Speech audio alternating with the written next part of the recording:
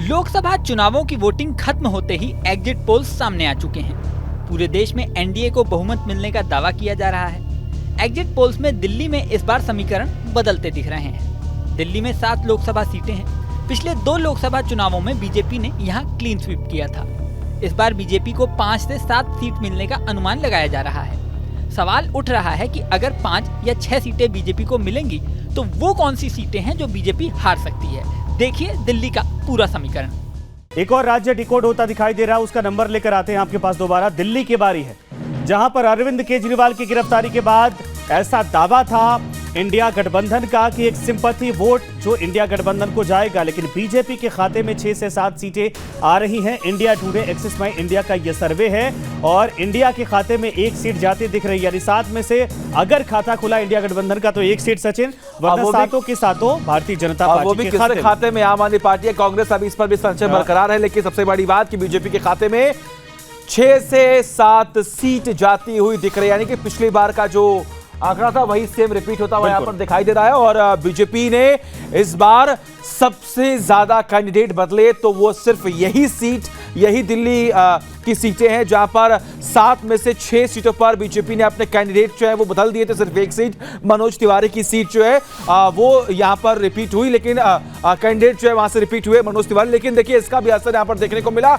और अब जो एग्जिट पोल सामने आ रहा है उसके हिसाब से भी हम देख पा रहे हैं कि दिल्ली की 7 सीट बीजेपी के खाते में जाती हुई दिखाई दे रही है। ये बड़ी खबर है, यानी दिल्ली को लेकर जो आम आदमी पार्टी को बहुत ज्यादा उम्मीदें थी वो ध्वस्त होती दिखाई दे रही हैं। कांग्रेस ने भी, आप सोचिए कि यहां पर कांग्रेस और आम आदमी पार्टी जो पंजाब में साथ में नहीं लड़ रहे, वो बकायदा यहां पर अलायंस करके सीटें बांटे थे, लेकिन इसके बावजूद यहां पर बहुत बड़ा नुकसान या कहा जाए कि खाता ना खुलने की स्थिति है। बंसल साहब, इसको लेकर जरा टिप्पणी करिए। हालांकि मनोज तिवारी तो बहुत आश्वस्त थे, मैंने उनसे बातचीत की तो उन्होंने कहा 7 सीटें आ रही हैं, लेकिन दिल्ली में अरविंद केजरीवाल जो बड़ी चुनौती के तौर पर देखे जाते हैं, विधानसभा चुनाव में उन्होंने क्लीन स्वीप किया था। जब एमसीडी का चुनाव हुआ था तब भी भारतीय जनता पार्टी को उन्होंने डिफीट किया था, लेकिन यहां पर वो जादू फिर से भारतीय जनता पार्टी का दोबारा कैसे सर? हाँ बिल्कुल।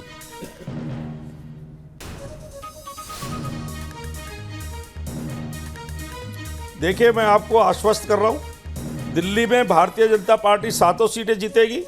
मैं स्वयं दिल्ली के चुनाव में 20 दिन तक रहा हूं और मैंने हर कॉन्स्टिट्यूंसी को देखा है। 7 सीटें जीतेंगे। और आपने अभी कहा कि केजरीवाल जी के जेल जाने और आने के बाद सिंपैथी उसके लिए होती है जो निष्कलंक व्यक्ति होता है। जनता इतनी बेवकूफ नहीं है। हाँ। जनता ने देखा कि भ्रष्टाचार में अंदर गए हैं, शराब घोटाले में अंदर गए हैं। हाँ। सुप्रीम कोर्ट, हाई कोर्ट जमानत नहीं दे रहा है, तो काहे की सिंपैथी होगी? और आम आदमी पार्टी तो ये कहती है कि ये सिर्फ और सिर्फ आपने साजिश रची है। वो तो अभी तक यही कह रहे हैं, खत्म करने की साजिश। वो तो आज भी कहते हैं कि आपको कांग्रेस से डर नहीं है, आपको आम आदमी पार्टी से डर है, जिसकी वजह से आप आम आदमी पार्टी को खत्म करने की साजिश रच रहे हैं, जिसमें आप कामयाब भी हो रहे हैं।